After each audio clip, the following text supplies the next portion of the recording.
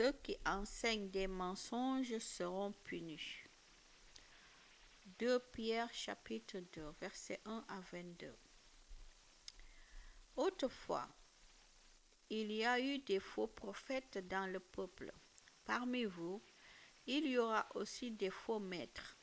Ils donneront habilement des enseignements trompeurs et ils iront jusqu'à rejeter le maître qui les a sauvés. Ainsi, ils vont attirer rapidement sur eux le malheur qui les détruira. Beaucoup de gens les suivront en se conduisant n'importe comment. À cause d'eux, on se moquera du chemin de la vérité. Et parce qu'ils ont très envie de gagner de l'argent, ils vous tromperont par des histoires inventées. Mais depuis longtemps déjà, leur condamnation est prête et le malheur va rapidement tomber sur eux. En effet, Dieu n'a pas laissé sans punition les anges qui ont péché, mais il les a plongés dans le lieu de souffrance. Il les a attachés avec des chaînes dans la nuit et là, il les garde jusqu'au jour du jugement. Le monde d'autrefois, Dieu ne l'a pas laissé sans punition.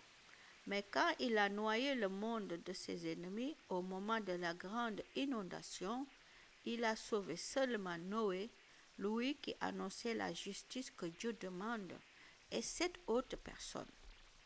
Dieu a aussi condamné les villes de Sodome et de Gomorrhe en les détruisant par le feu. Cela devait servir d'exemple aux gens mauvais pour leur montrer ce qui allait leur arriver. Lot habitait au milieu de gens qui se conduisaient n'importe comment, mais lui-même était un homme juste. Il était très triste à cause de leur conduite. En effet, il les voyait et il les entendait, et jour après jour, son cœur d'homme juste souffrait beaucoup de leurs actions mauvaises. Mais Dieu l'a délivré de ces gens-là. Cela montre donc que le Seigneur peut délivrer de la souffrance ceux qui lui sont fidèles. Et il peut garder en réserve les gens mauvais pour les punir le jour du jugement. Il punira surtout ceux qui suivent les mauvais désirs de leur corps. Ceux-là cherchent seulement à faire des actions impures et ils méprisent l'autorité du Seigneur. Ces faux maîtres ont trop confiance en eux. Ils sont orgueilleux et ils n'ont pas peur d'insulter les esprits glorieux du ciel. Même les anges ne jugent pas ces esprits et ils ne les insultent pas devant le Seigneur. Pourtant, les anges sont plus forts et plus puissants que ces faux maîtres. Ces gens-là sont comme des animaux sans intelligence, faits pour être pris dans des pièges et pour être tués. Ils insultent ce qu'ils ne connaissent pas et ils mourront comme ces animaux. C'est la punition qu'ils vont recevoir pour leurs mauvaises actions. Ils aiment satisfaire leurs désirs mauvais en plein jour. Quand ils font la fête avec vous, ils prennent plaisir à vous mentir et leur présence est dégoûtante et honteuse. Leurs yeux ne font que chercher des femmes. Ils ont toujours envie de commettre des péchés. Ils attirent ceux qui sont faibles. Ce sont des hommes qui cherchent toujours à gagner quelque chose. La malédiction est sur eux. Ils ont abandonné le bon chemin et ils se sont perdus. Ils ont suivi la route de Balaam, le fils de Bosor, à qui on a offert de l'argent pour faire le mal. Et Balaam s'est laissé attirer par cet argent, mais il a entendu des reproches pour sa faute.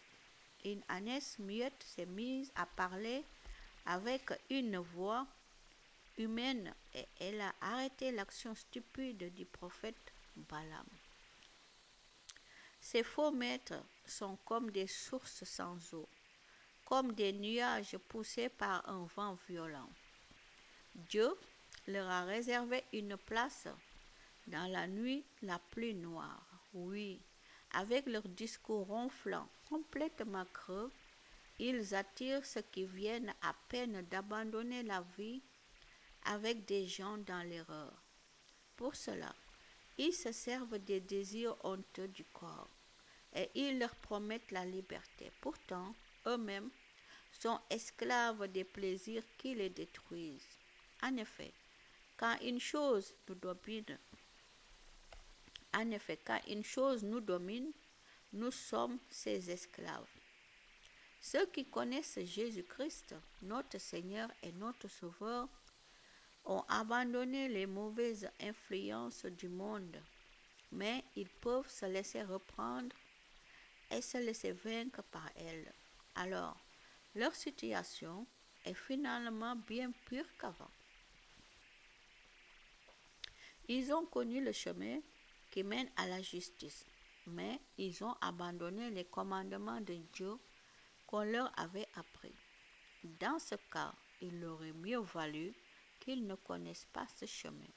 Maintenant, ce qui leur est arrivé montre la vérité de ce proverbe. Le chien mange de nouveau ce qu'il a vomi, et le cochon qui vient d'être lavé recommence à se rouler dans la boue.